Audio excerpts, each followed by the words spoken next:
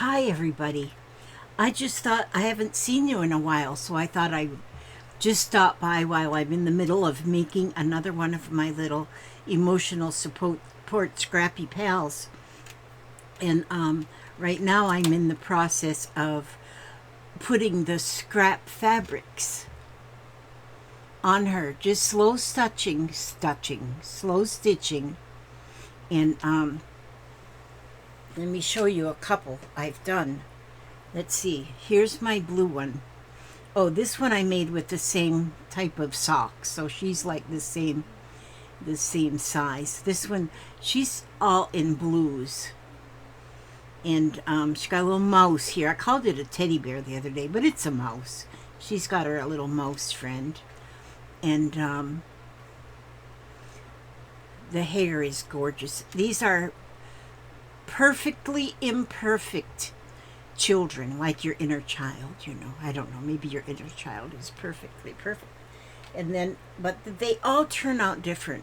This one here is like she's got a smaller little footy sock that she started with, so she's little.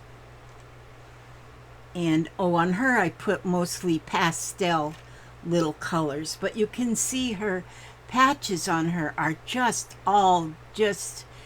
now this is actual slow stitching, a needle and thread. There's no embroidery whatsoever, just stitching, just whatever stitch it needs to be. Some are a little bit longer, some are a little bit shorter, and I just put the stitches on there.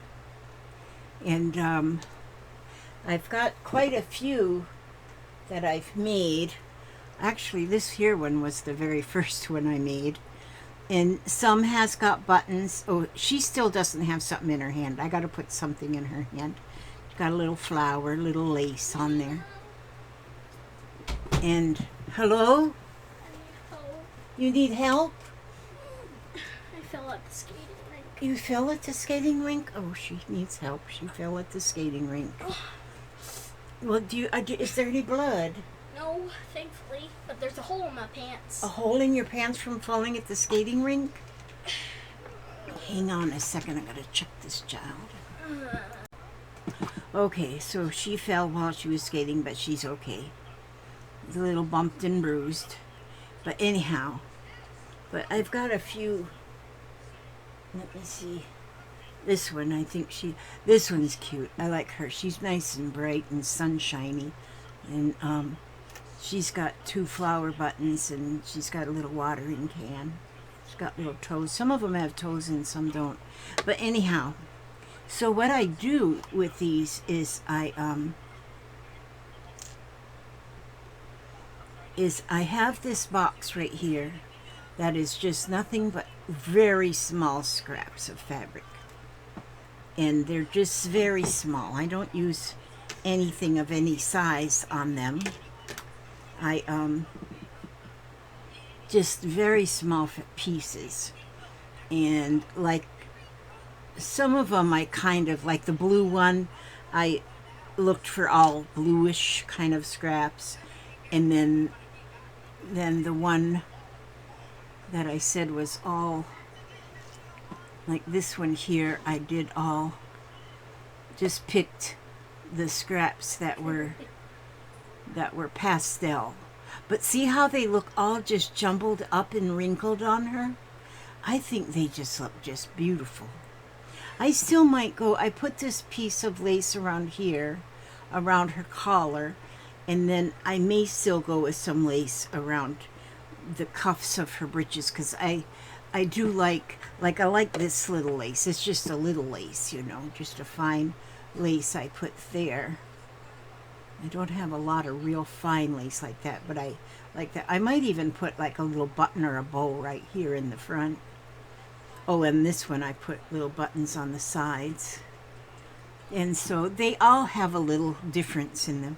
But see, the smallest little pieces like this, nothing is too small.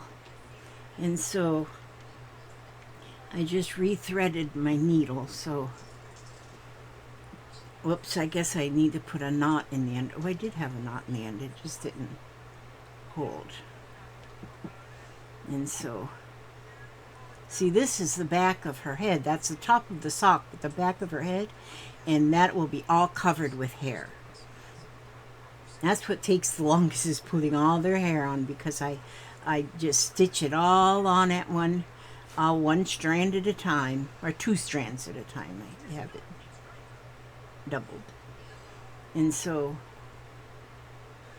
and then when I'm stitching the patches on, wherever I can get that needle in, I put it in and pull it out wherever, just till that patch is stuck on there good, just till it's stitched on and it won't fall off. And I've been using this here multicolored threads, and so that makes it pretty too. And so what I do now, see, I'll pick out this piece. There's some like that down here, but I try to, like most of them are all so mismatched. They don't match at all. And like here, you see, I didn't get that yellow one completely on before I started putting this red and white one on. And so, because I kind of overlap them, just overlap the patches.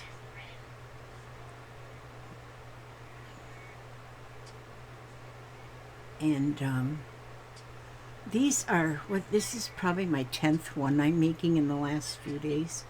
And so, and there's just the littlest, tiniest pieces. Just get them and put them on there, and then lay it on a spot that's not covered yet, and keep stitching. So I don't get one whole patch stitched on before I add another patch, because then the patches overlap one another, and the stitch on the one that's on top holds the one that's underneath it, and we just keep on stitching.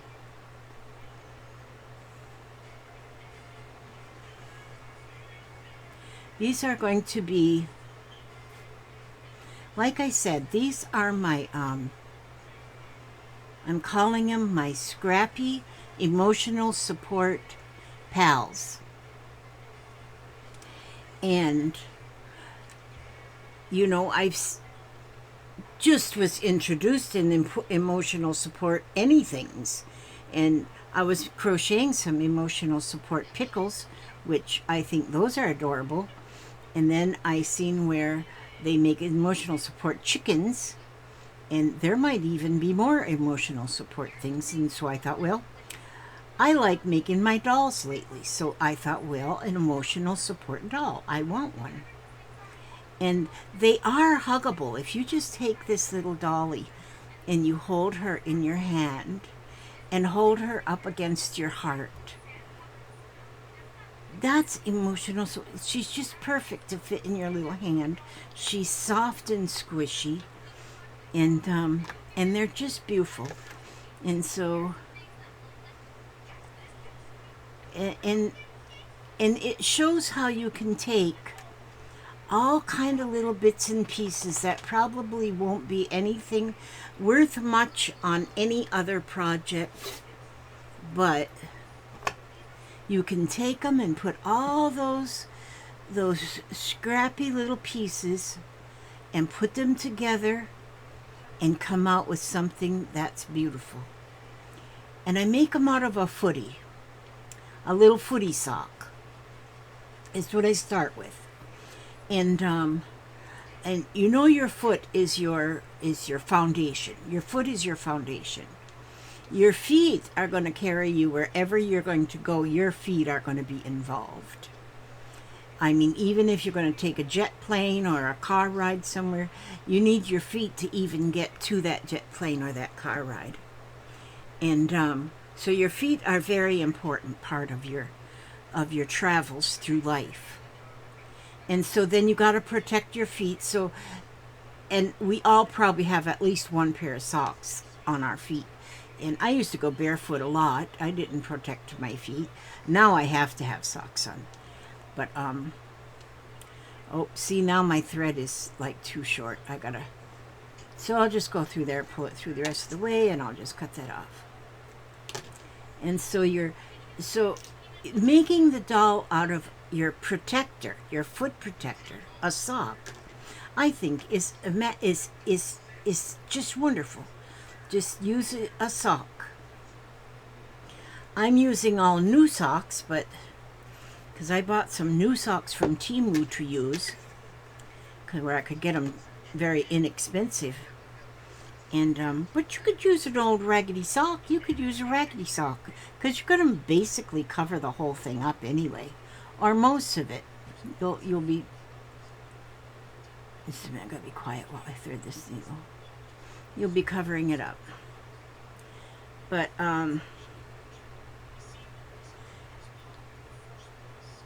some of us, I for one, have taken the wrong path sometime in my life of 74 years. 74 and a half now. Wow. I've allowed my feet to take me on the wrong path. But thank God I've lived through it and I'm fine. But your feet are involved. If you go rob a bank, your foot's going to get there. If you're going to go to church or go do some volunteer work, whatever, your feet are involved. So your feet are always involved. They got to get you where you got to go. If you don't have a car, well, you're on express feet express. And so that's just and this is my feet have dragged me in places, but I was in charge. I was still in charge, but my feet have brought me some places I probably shouldn't have went. And that one bar room, I know I shouldn't have been there, but anyway. So yeah, see now where I had already sculpted that arm in right there, I'm going to tuck that piece of fabric down under there a little bit, see? So to get that, so I don't lose the shape of the arm. And then now when I go down here, I'm going to go under the arm and then come back, because then I'll come back and get that fabric good and tucked under that arm so it doesn't take away from the shape of the arm. And you can go in any direction when you're making these, just any direction at all. Move this mouse out of my way. And and on here, like, I started up around the neck line, and then I went down and I got around, and I'm sort of around part of one leg. I haven't got any on this other leg yet. And so she got chubby little leg, doesn't she? They're perfectly imperfect, sort of like we are. We're all perfectly imperfect. And so this was, this could be your inner child. You never know. I'm going to have a sale one day, hopefully pretty soon, but I'm going to, I got some threads on some of these fabrics pieces. You kind of hold them together, but I'm going to have a sale one day, and I think I'm going to offer these up for sale, but I don't know, there's quite a little bit of work goes into them. And I'm thinking right now maybe about $15. I think would be fair price. And let me know if you think that that's too much, or if I'm just got my hopes up too high or something. But I love making them, and I want to keep making them. I want to keep making them. They're just amazingly fun. And they're very soothing. I mean, I want to show you what I'm doing too, so that you can maybe make one on your own. You see, I got just so many different kind of fabrics. Here, I'll put this piece. And they're all different shapes and different sizes, but they're all small. They're very small. Now you could, oh, you know what I wanted to cut and I didn't cut it yet. I got some like 7/8 inch wide ribbon, and I want to cut some of that ribbon into chunks and put that in my piece here. I think I did have, oh, I do have some little pieces of ribbon. So you could even just put a little piece of ribbon on there just to have different textures of fabric. But see, all of my stitches are like different. It's wherever I can get this needle in, because I can't get my needle in like to get a perfectly straight stitch row. And so I, wherever I can get that needle in and out again is where I go with that to pull that through. And then see, now I can put this little piece of ribbon on there. I have a little satin. You need a little satin on there. And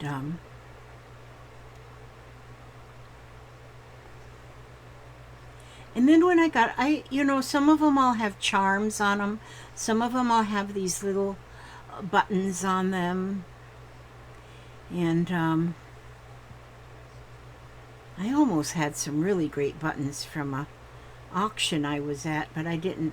Although I won them at the auction, the lady that was doing the auction, she had a minimum order. You had to order at least $10, and my order wasn't up to $10, so I lost out on the buttons. But they were buttons like these ones, like these, like the watering can, and you know, like this one's got the little mouse. So I went on Temu and I did find some. I said, oh, I gotta have those buttons, even though I lost out on that. But I would have ordered $10 worth if there was $10 worth of stuff that I wanted, but I can't just order just to get my order up there. Because you see, it wasn't for free shipping or anything, it's just period. You had to order at least $10. And so, and I had only spent, it was $3 for the buttons, and then I think I bought 2 other $1 items. So I didn't have my limit, my minimum order wasn't met, so I lost out on that. I understand, I guess. I guess I understand. But you still have to pay shipping, so I don't understand. I guess I don't understand. But I probably won't go to that lady's auctions anymore, because if you go in knowing that you've got to meet a minimum that you spend, like if I go into the Dollar Tree, if I knew I had to spend $10 before I could buy it, I wouldn't even go in, because there might not be $10 worth I want. So that's kind of weird, but it's, you know, everybody has their own rules. So I went and had my PFT yesterday, pulmonary function test yesterday, and I had my chest x-ray done, which I do have to do that regularly. And but my pulmonary function is doing pretty good, considering I have, he reminded me, I have sarcoidosis for one thing, which affects my lungs. And then I have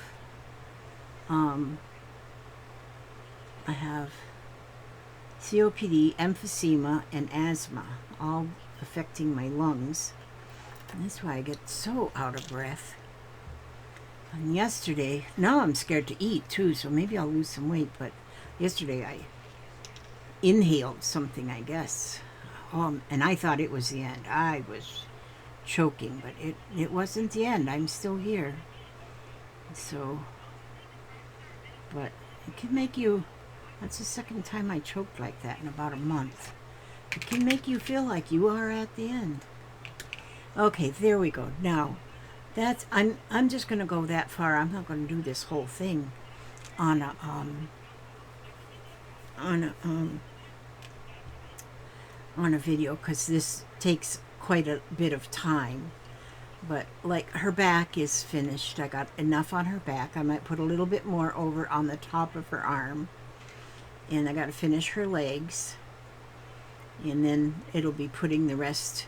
Then it takes quite a while to do the hair, and I'll do a little face. But this is a pin cushion that I crocheted because I needed a pin cushion. Well, it's not really crocheted, it's just made, but that's nice for these thick needles. Won't even poke into a regular pin cushion, but they will in there.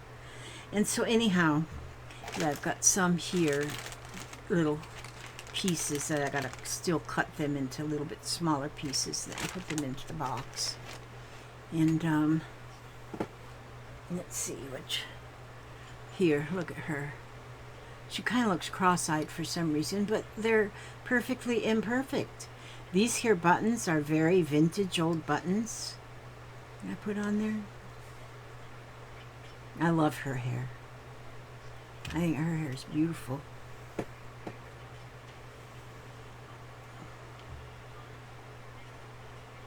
Look at that one. One pink eye and one. She got the pink eye. If y'all see, and I'm not pushing these on you, but like this one, she's still going to get something in her hand. But if y'all see one that you might be drawn to and you have an interest in, I should put like a little number on each one or something. This one's made with a purple sock. Got a couple buttons, but nothing in her hand yet. I just got the buttons that I'm putting something in their hand, and so I haven't got those all put on. It'll just take me a second to put something in their hand. But I just love them. They're perfectly imperfect Scrappy pals. Scrappy emotional support pals. Take all the little scraps, put them all together. Alright, and so I'm going to probably, this one here, she's got a big old flower right in the middle. Her hair keeps getting up in her face, all up there in her face. Bless her heart, she's just beautiful. And so I'm going to find something here that I want to read. What is this here? Book. Feels good. More Joy for the Journey. A Woman's Book of Joyful Promises. Let's see. Finding Joy in the Generosity and Love, Part 3. God works through us to meet the needs of those around us. Joni Yoder says that. When the scribes and the Pharisees brought the woman taken in adultery to Jesus for judgment, he knelt down and began to draw in the sand. I am convinced he did not draw a straight line. Demarcate, I don't know that word. On this side are the sinners, on this side